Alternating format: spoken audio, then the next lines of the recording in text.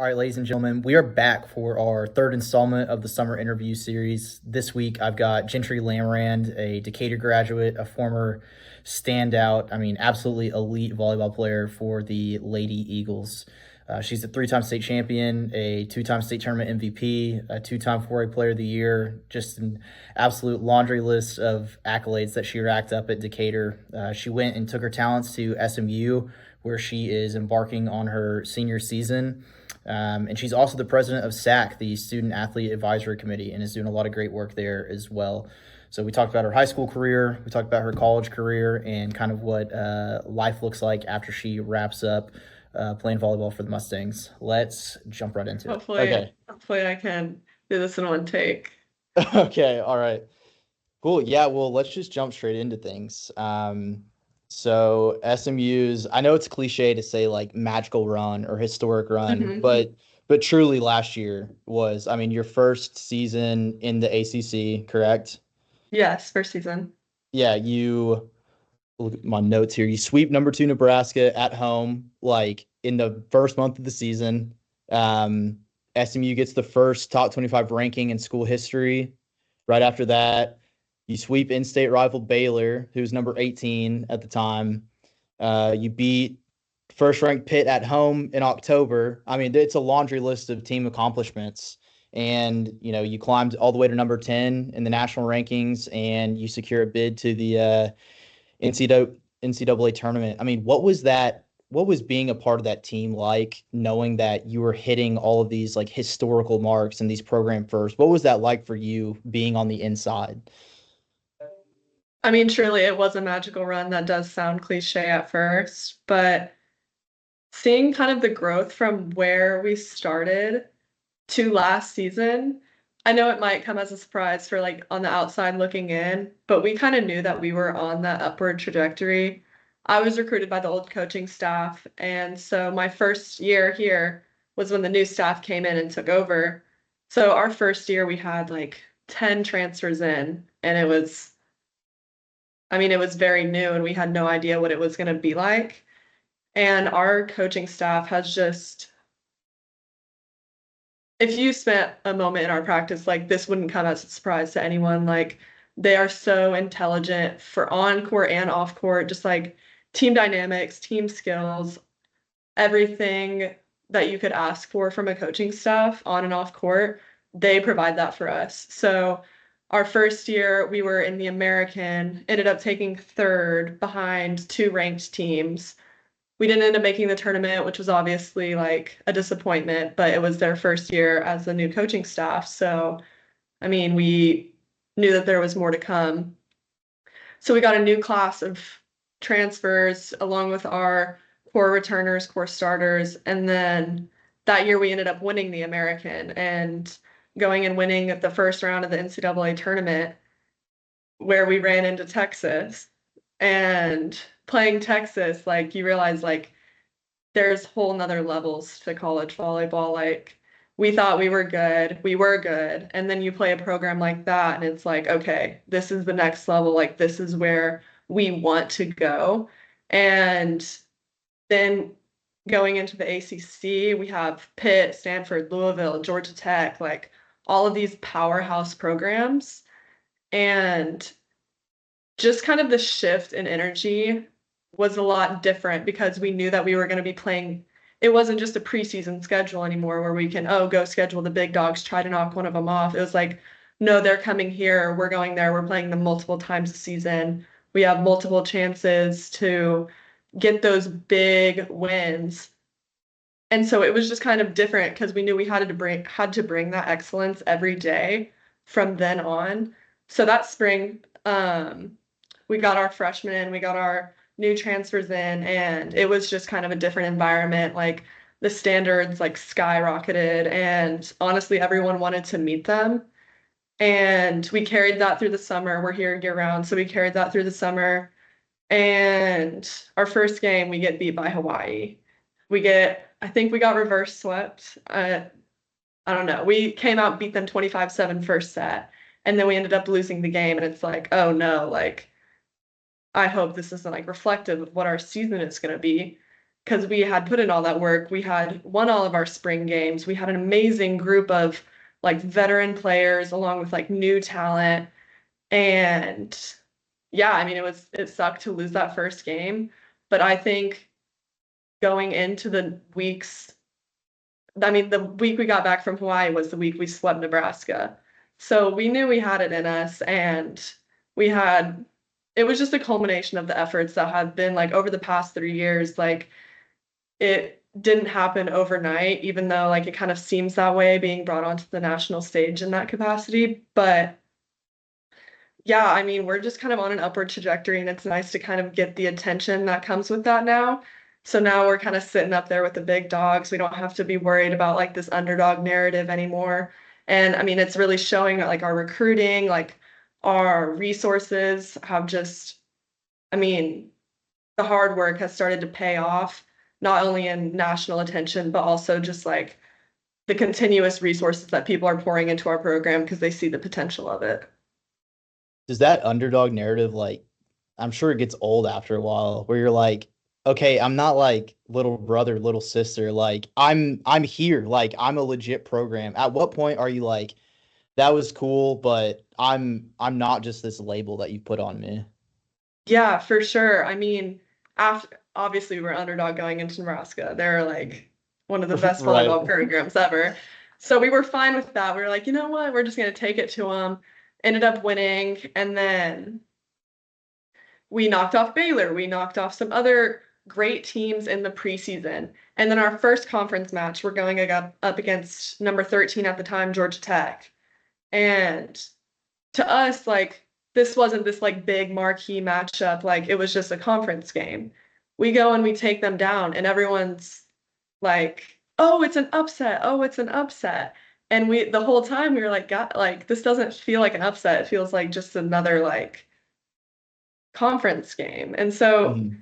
the underdog narrative at first, it definitely like described our team, but I feel like we kind of shed that after preseason because it was like, how long can you be the underdog and play at such a high level and like keep sneaking up on people? Like we weren't sneaking up on people at this point. Like we had gained that respect from knocking off some great programs with really talented players.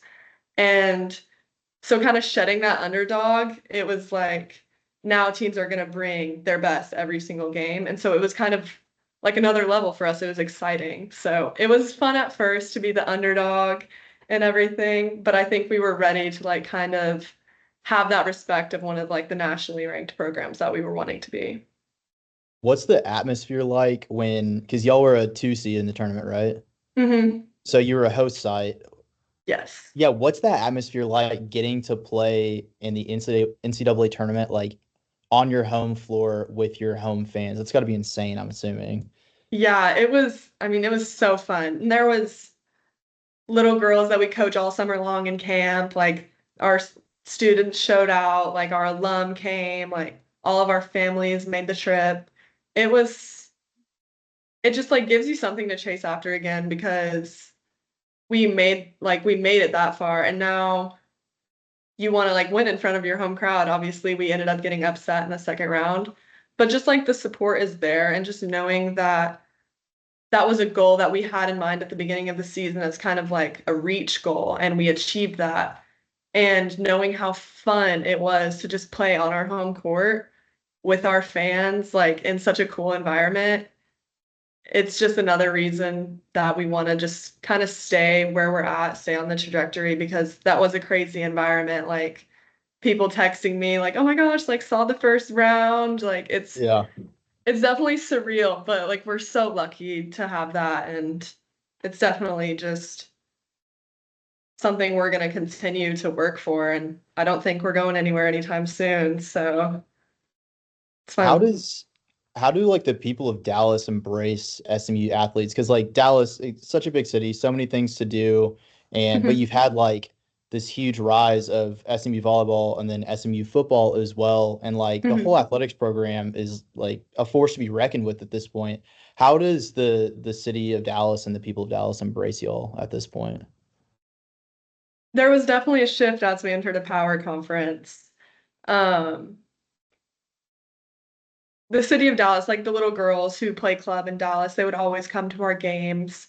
And then once we moved into the ACC and we're playing like Louisville and Stanford and we're starting to like get to capacity in our gym, it's it's no longer just like a regional thing, like, oh, like y'all should go to an SMU volleyball game one time. Like they're really good. It's like SMU is in town. Like this is like one of the biggest matchups of the year. Like it's on ESPN, like all of this stuff. And it's been so fun because there's such good volleyball in Dallas too that we're going to these qualifiers, we're getting recognized at these qualifiers, and then those same girls are coming to our games and we're recruiting them and we want them to stay home. Like over half of our team is from the DFW area. So like the national attention is keeping like those great recruits at home. And that's been a great part, like being in a power conference, like you get to retain all this talent that they grew up looking up to these girls. Like I grew up a TCU fan. I looked up to all of those TCU girls, and obviously I'm not there, but like I still remember thinking that they were celebrities. And so just knowing that we provide that for those little girls in the area, and then SMU athletics as a whole, like we're benefiting from our football team being great. We're benefiting from our women's basketball team getting rebuilt. We're benefiting from, I mean, we're playing great teams. We have a great program, great athletic director and leadership that wants the best for every program. And just like as one program is elevating, it's taking all the other ones with it. And that's been great to see because our class who came in the AAC, we've just gotten to see this growth like across all sports too. Like we're friends with some football players, some basketball players who have been here this whole time, and just getting to see like them getting recognized for all the hard work they've been putting in. It's super rewarding and it's super fun because like they deserve it and more. So You touched on recruiting a little bit. What's your recruiting story like? Yeah, I know it was because it got maybe messed up by COVID, right? yes, it Yeah. did get messed up by COVID. So sorry for that. It's okay. But It's okay. It worked out. yeah, how did you end up at SMU, and who else were you recruited by, and why was SMU the right fit for you? Yes, so whenever I was in high school, we didn't have a ton of recruiting rules until my sophomore year. So we were allowed to talk to coaches. Like I was talking to coaches my freshman year and into my sophomore year before they made like this June 15th deadline. And so I had been talking to schools up until the dead period. And then you get to June 15th the next year, and it's like, oh, like, where did everyone go? It's like Yeah. these schools that were so interested in me and were like asking me to come on visits when I was a freshman, like, are no longer showing interest, like, as a junior. So that was really hard, honestly. And then also with COVID, they gave out a fifth year. And so they're bringing back all of their fifth years who have been with the program, which I mean, rightfully so. Like they, but SMU was the only school that I talked to before and after the dead period. So both of my brothers went to TCU. My mom works at TCU, so I get the whole. I've definitely gotten my fair share from my brothers about going to SMU, but I mean, it seriously did work out. Like, it was such a stressful time, and like, all you can do is pray about it, and all you can do is like trust that it's going to work out. But to be honest, like, I didn't really get recruited by that many Division 1 schools. They, I played at a smaller club, and my team was really, really good, but we just weren't getting that like national recognition that like some of the bigger clubs would. But again, like you just kind of have to put your head down and control what you can control. You have to like have all the intangibles and just honestly like love volleyball and want to go to a program that makes you a better player and a better person. And I feel like I definitely found that at SMU. And the same day they offered me, I pretty much committed on spot. She was like, okay, like go ahead and talk this over with your parents. And I remember my dad was sitting on the couch and I came back inside. I was like, hey, dad, they just offered me. He was like, oh, did you commit? I was like, they said to talk it over with you. He was like, what do we have to talk about? Like, you're going. So, I mean, even though I didn't get recruited by the staff that is here currently, the staff that was here before just like had such big dreams for the program. And like that's what attracted me. Like they wanted students who wanted to compete like academically, athletically, like be good people. And they wanted people who knew how to win. And that just really brought me in. And like I could tell like the culture that they cultivated, like before even I got here was something I wanted to be a part of. And I think that kind of gets lost nowadays, maybe like within the NIL landscape, but like just like the loyalty to the program and the vision that they have speaks so much louder than like any like outside noise. Like you're going to play for these coaches, you're going to be teammates with these girls. And so I felt like that's what mattered the most. And once they had that, I was like, there's nothing else that I'm looking for. Great university, great girls, great coaches in Dallas, close to home. Like there was nothing more that I wanted from a school. And so yeah, there wasn't it was an easy decision to make once the offer came.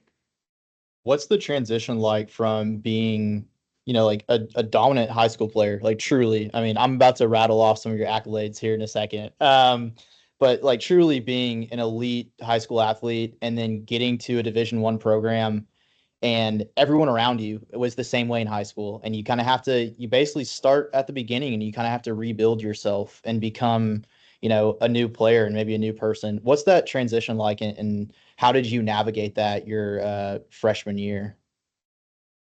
Yeah, it's definitely not a walk in the park. Like you said, like all of these girls are dominant high school players. Like seriously, like they're winning national championships in club, like state championships all over the place.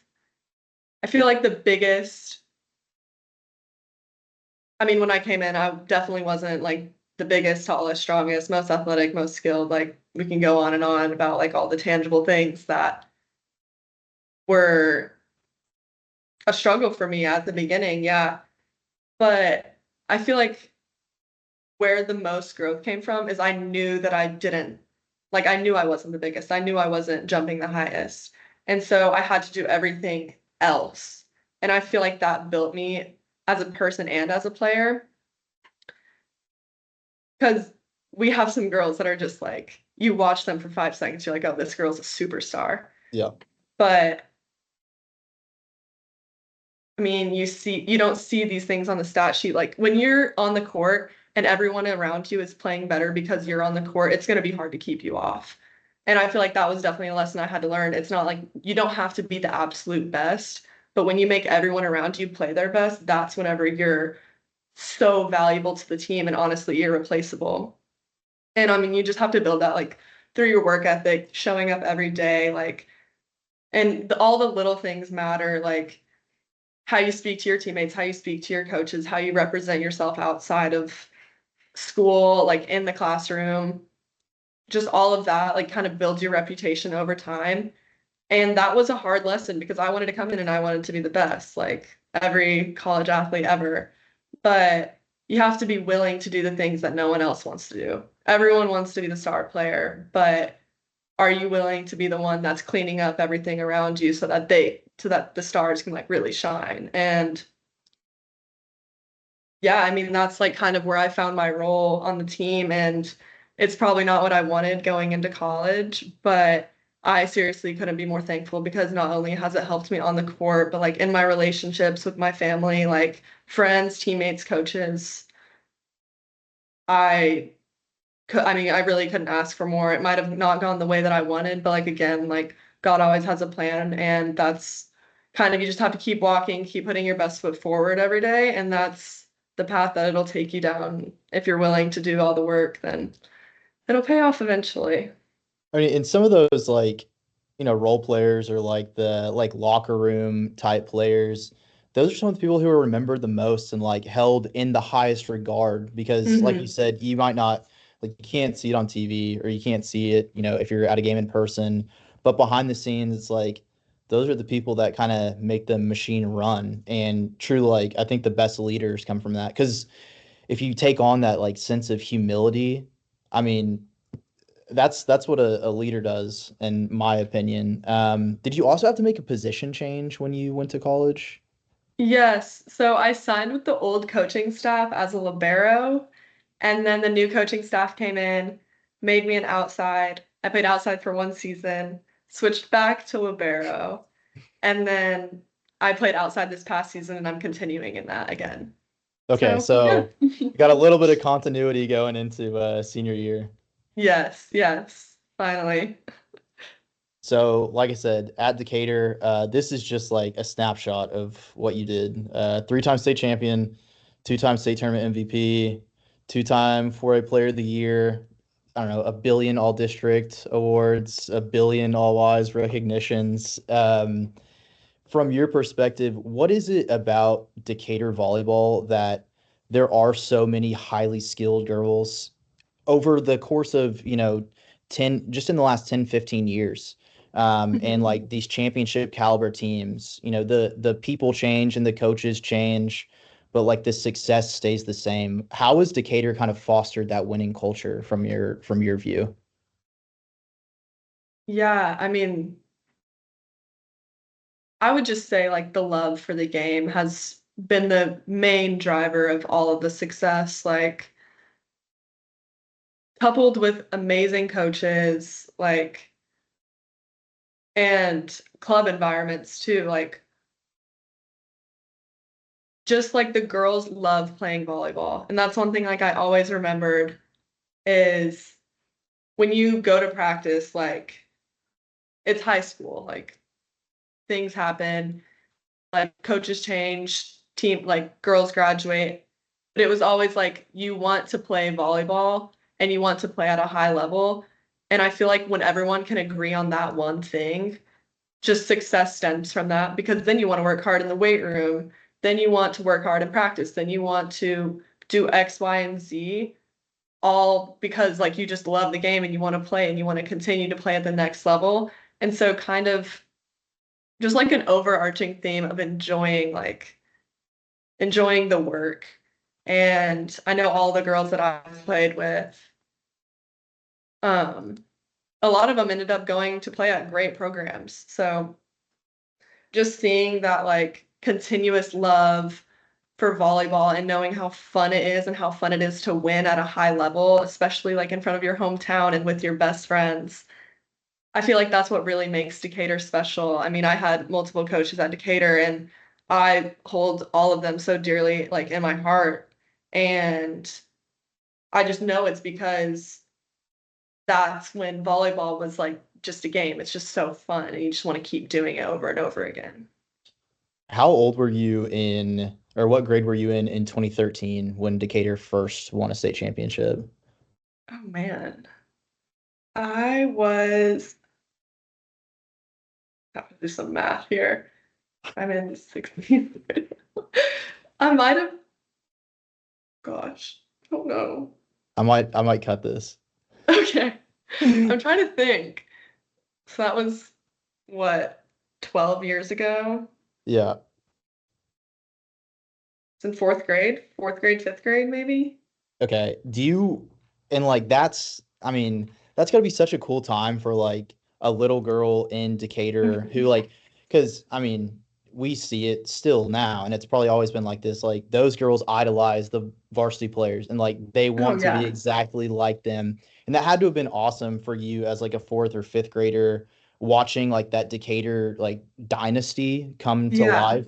What do you remember about that time, like being in elementary or middle school and watching these great teams and watching this like institution basically unfold in front of you? Yeah, those girls were celebrities. Like, I remember like my brothers were both older and they were both in high school at the time. Or one of my brothers in high school, one was in middle school. But like seeing that their friends were the like volleyball girls, I was like, I want to meet them. I want to be them. Like I was obsessed with volleyball and I was like, these girls are like at the top of their game, like they're winning state. Like I want to do that. And yeah, like that's honestly why I got into volleyball in the first place. Like I still remember going to the games when I was little and seeing how much fun they had and how much fun they had winning. And then just it being in your hometown makes it so much more special. And then I still remember in middle school, like when the varsity girls would come to our games, it was like someone famous just walked in. Like, we have to play good now because the You're like, oh, I varsity better girls jump are out the here. gym today. Yeah, like they were celebrities, and it's so fun to like think that I could be that for like little girls in high school. Like, what a cool opportunity to like have influence in such a positive way and encouraging younger girls to just like pursue such a fun, impactful game. Like, it's seriously been awesome. How important, like, how much did you try to preserve that once you got to varsity and like you were a role model? Like, how important was that to you and to your teammates to like, because it is such like a sacred game in Decatur. Mhm. And how much did y'all pay attention to that and like try to make it a super positive experience for the younger girls? Were y'all aware of that at the time? I feel like I wasn't aware of it as I should have been, but I do think that we would have those like camps where the little girls would come out, and I think we would realize it like during those moments. And I feel like we really tried to make those experiences positive. And I remember like summer workouts, like seventh grade through 12th grade worked out together. So like we would see those younger girls coming in, and honestly, we kind of just wanted to like set an example of what it should look like. And like starting from the top down, like what does like a Lady Eagle volleyball player look like? And I felt like we tried to set that standard really high just so that it was like continuous, like from the moment like you try out in middle school to the moment you try out as a freshman, like, and then continuing onward. But yeah, just like preserving like the winning atmosphere, I felt like kept the magic alive for sure with for those little girls, just seeing like success at such a high level. And then also like interacting as you like when you can, like during those summers when they're at those camps and at the games and everything. A cool story that I wanted to make sure to tell you. So after the volleyball team won the state championship game, and then we did the regular like post game press conference or whatever.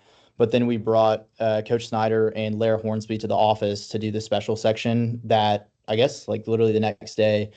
And when I was interviewing Lara, I don't even remember the question I asked her. It's probably just like, oh, well, a dumb question like, oh, how good did it feel to win state tournament MVP? And the first thing she said was how she remembered standing next to you in 2021 when she was a freshman and being like, I want to be Gentry Lamirand one day. Like I'm gonna be her, and whether like I don't whether you were aware that was a thing or not, I don't know, and I don't know if she knew at the time. But I wanted to make sure to tell you that this is probably my only opportunity, and kind of follow up on that. Were there players like that for you, or like what are some names that stick out to you when you were like a freshman or a sophomore that's like I want to be like this girl? Yeah, for sure. I mean, Satasha was like that a lot for me. Like we won state my freshman year, and she was just this leader that held herself with so much poise, and she was going to play D1 volleyball, and I was like, oh my gosh, like she's so cool.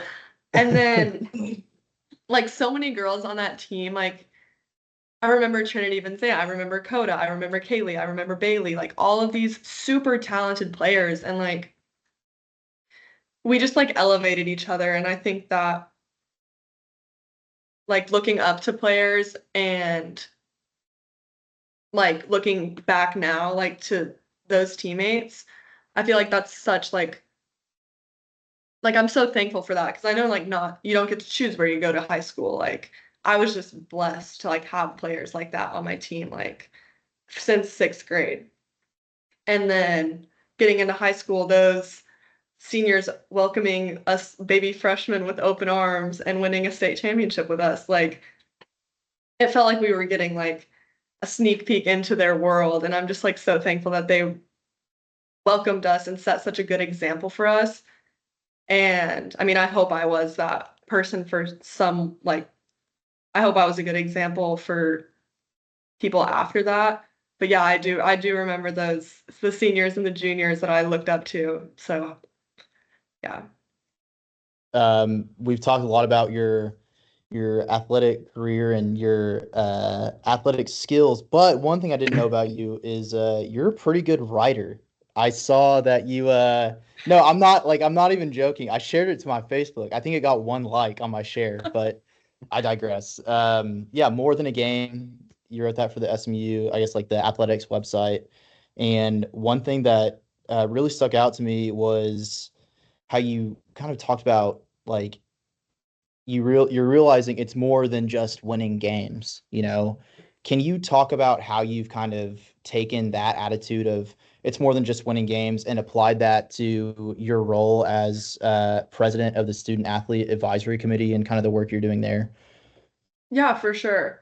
So again, like going back to like finding like my role on the team, like kind of that glue person. Um, when you like start to look at volleyball and like everything it's done for you, and you do realize that it's more than a game, like as I was stepping into that role, I was like, how many people get this opportunity to like play at an institution that gives you all of these resources?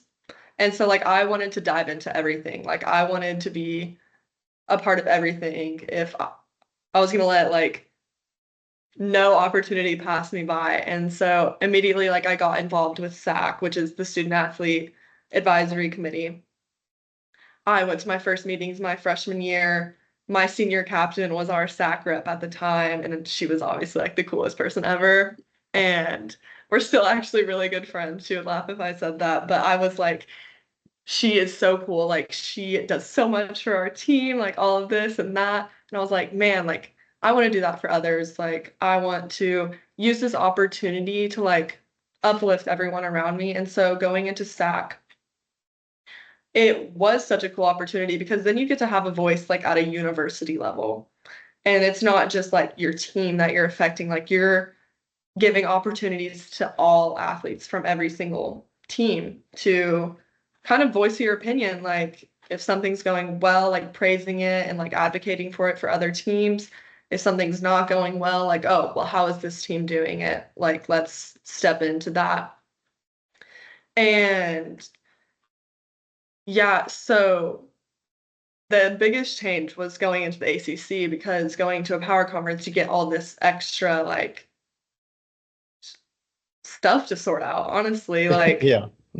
they were like, oh, we're giving up our TV revenue. So what are we going to cut? Like this, that, and the other. And it was like, you really have to kind of like strip it down to like, what do you want your experience with athletics to be? Like, we want this to be as positive as possible for everyone involved. And our coaches have like really hammered that home for us, like from the top to the bottom, like head coach to the freshmen to the facilities managers. Like, we want everyone who interacts with us to have a positive experience.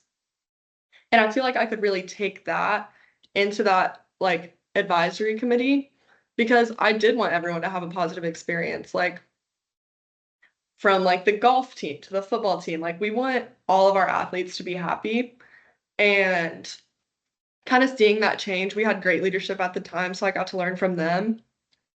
And the election came up and it was like, Gentry, like you've been on the board for a few years now. Like, what do you think about running for an executive position? And I was like, oh man, like I didn't really like see myself doing it at first. And I was like, wait, like how cool is that? Like how cool is it that someone like thought of me for that? And I was like, you know what? I'm just gonna do it. And it was like again, like taking every opportunity that you're given and just being grateful for the fact that like people have you in mind for that and just and then like even going back further, it's like putting your best forward each day so that when these opportunities do come up, like people do think of you and people know that you're the type of person that's gonna go into a position and give it your all.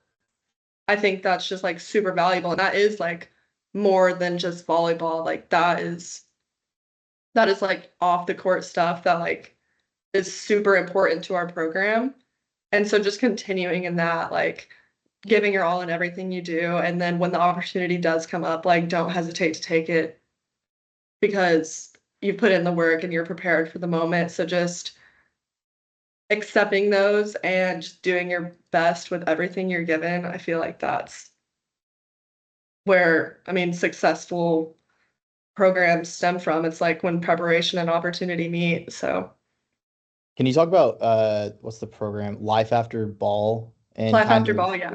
yeah, and preparing because there are like I mean, you see it far too often where someone they do pour their life into a sport and then it maybe doesn't turn out how they envisioned it, when they Mhm. first got to college, but then they graduate and it's like I don't I don't know what to do now. This is all I've ever known. Can you talk about that program specifically and what it does for student athletes?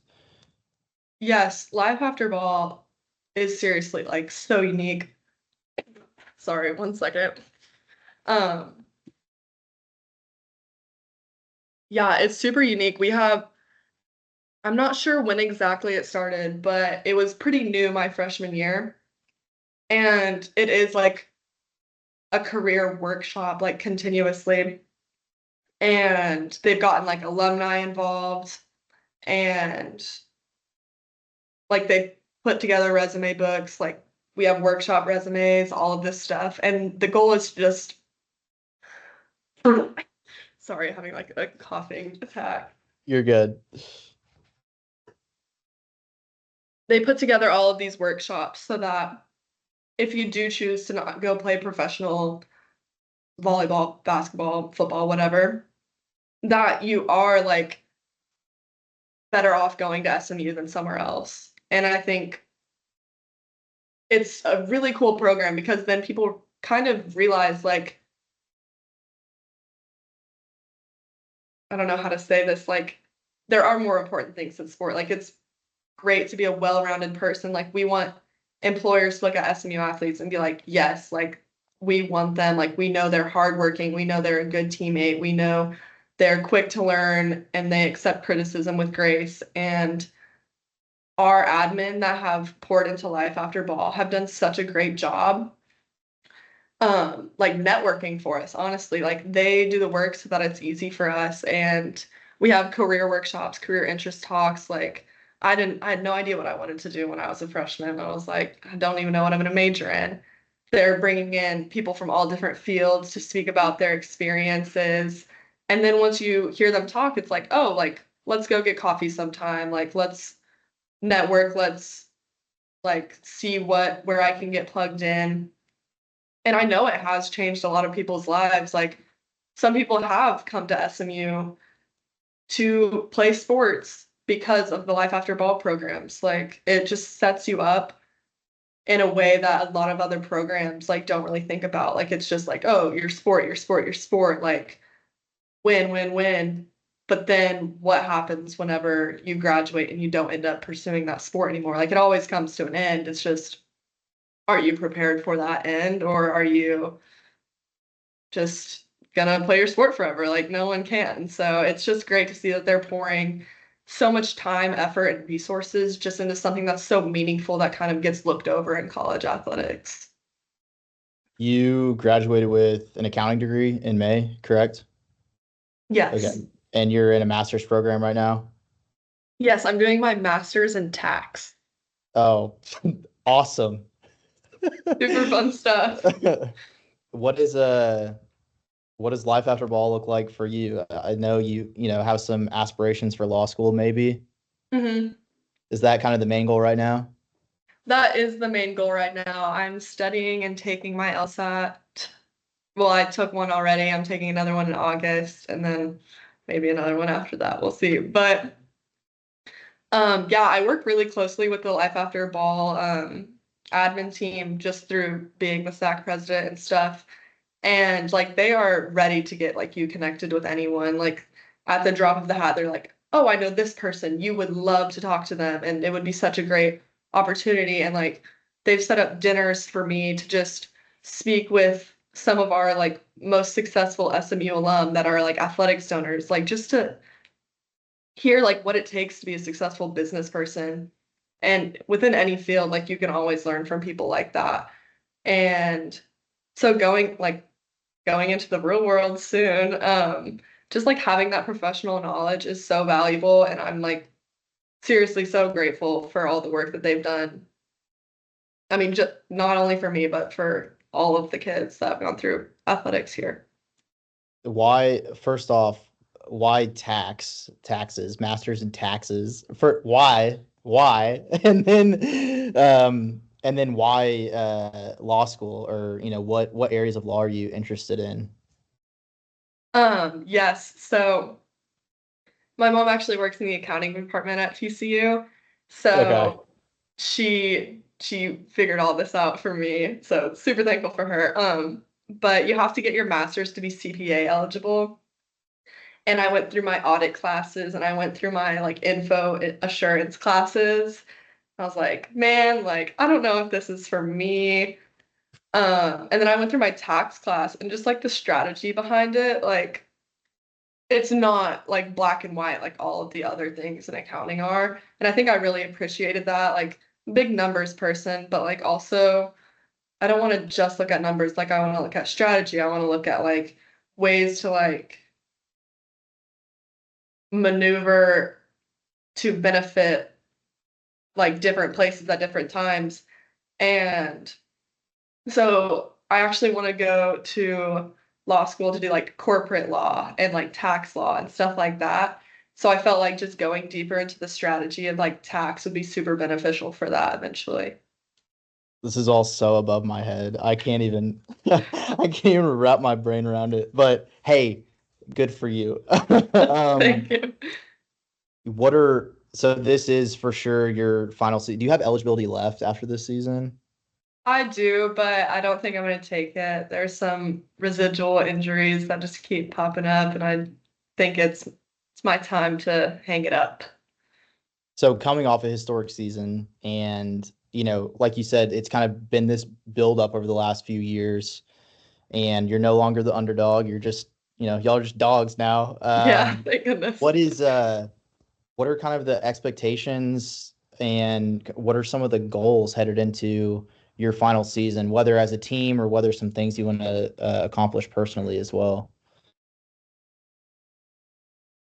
Yeah, I guess I can start with the team goals. I mean, we want to win a national championship. Like that is like top of the dream board, like in big shiny letters.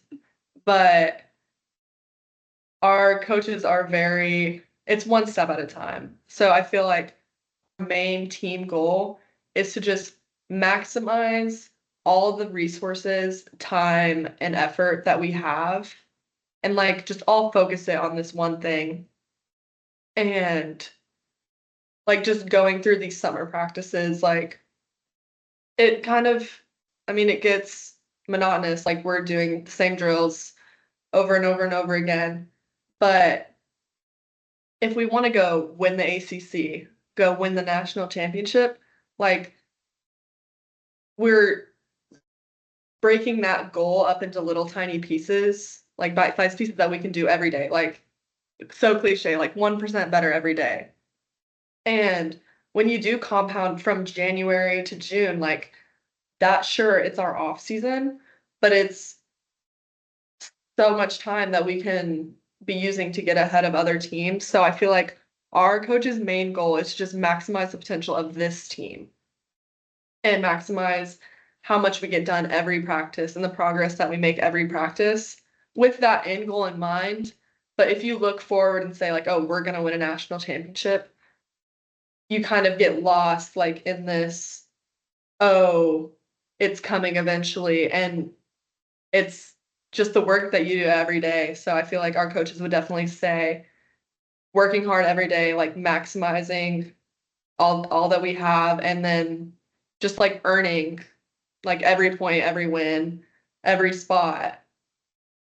So that's like our ACC champs, national champs, like let's go do it. Like man, we have the talent, like we have the coaches, we have the resources. Like it would be so cool. Like the ball is in our court now. We just have to make those little steps to get there. So that's our big goal. Personally, I I'm just excited. Like I don't those are all my goals too. Like I just want I mean, it's my last season and kind of like looking back, like seeing like where did the time go? Like I just want to have a ton of fun because up to this point, like yeah, it's been a lot of work, it's been a lot of good and bad times, but like I just see it through a different lens now because all of these years I've been an underclassman, like we've had fifth years, and now I'm a senior and I'm like one of the oldest people on the team. And so I'm seeing all these younger girls come in, and it's like I just want them to realize how cool of an opportunity this is, and I want to see like them have fun. Like that's my goal. Like I want my girls to leave this season being like SMU is the best place ever. This is the best team ever. This is the best coaches ever. Like I just want again everyone to have the best, most positive experience possible. If that includes winning a national championship, like that's a cherry on top, but like I want to control what I can control, and I feel like pouring into those girls and just being there for them and supporting them and encouraging them is what I'm called to do this season, and I'm super excited for that. My last question before I let you go here. What I guess it's kind of a two-parter. What do you take away the most from your time at Decatur, and what do you take away from your time the most at SMU now? Yeah, for sure. Um, from Decatur, I would just say like on the sports side, like having fun is like the most important thing. Like once it's not fun anymore, like what are we doing? So like having fun. Like I got to play basketball, I got to run track, I got to run cross country. Like I was having fun with all of the sports I was playing. And I feel like when you are enjoying what you're doing, it's so much easier to work hard. So I feel like Decatur just taught me like when you're enjoying what you're doing, like it's just so much more fulfilling. And so to just like chase after the things that you love doing, surrounded by people that you love doing it with, and then also just realizing the impact that every single person has like in your life and just being so like grateful and thankful for it. Like every single coach I've had through every single sport has made me the player and person I am. Like Coach Park, Coach Edwards, Coach Griffin, Coach Forster, Coach Oberly. Like without like any single one of them, like I would not be in the position I am. So I want to like realize that in the moment, but looking back, like I am just so like eternally grateful for the people that like Decatur surrounded me with. And then on top of that, just like growing up in a small town and getting to do everything, like that was fun. And so just like chasing the things that you enjoy is like so worthwhile, and just making sure that you're grateful for every step of the way is just such a big like emphasis point that when I look back at Decatur, like it just like sticks out. It's like you were so lucky, and like so at some times you didn't even realize it. So like just staying grateful and chasing after those things that you love. And then from SMU, like there is countless lessons and recency bias. Like I could probably name like a million things that I've learned while I'm at SMU. But I do think it's just putting your best foot forward every day and preparing in a way that when the opportunity comes, you are ready. Because I'm not this player that's cemented in the starting lineup. So like I do realize that when I get put in, like that is an opportunity. Like what can I do beforehand to make sure that I'm worthy of like the opportunities I'm getting? And once I do get those opportunities, just to make the most of it and like be grateful and confident that you've put in all this work. And I mean, yeah, just like appreciating like everything that's been given to you. I mean, it's all a gift and it's all fun, and it's gonna come to an end eventually. So just having fun and preparing like with these forward-looking goals while staying like rooted in like the time that like God has you in has just been like my main thing. Like it's great to have all these forward-looking goals, but until you control what you can control in this moment, like that could all go away just by the decisions you make every day. So just making habits with forward-looking goals and being ready when the opportunity arises has been my biggest lesson from SMU. Well, any final words before I cut you loose here? Shout out to my mom and dad, Connie and Jim. Love them. They're the best. Okay, awesome. Well, we'll be rooting you on for sure. It's been super fun to watch, and it's always cool when, I can like tell my friends like, yeah, I'm about to interview a SMU volleyball player, So I appreciate you giving me that brag. But seriously, congrats to all the successes you've had, and we're looking forward to seeing what's up next for you. So just Thank you wanted to so say that. much. Yeah, of course. Thanks for joining me, and maybe I'll get to interview you with a championship ring on in the future or something. Hey, let's do it. I'm excited. All right, awesome. Thank you so much. Of course. Thank you, Brendan. Hopefully.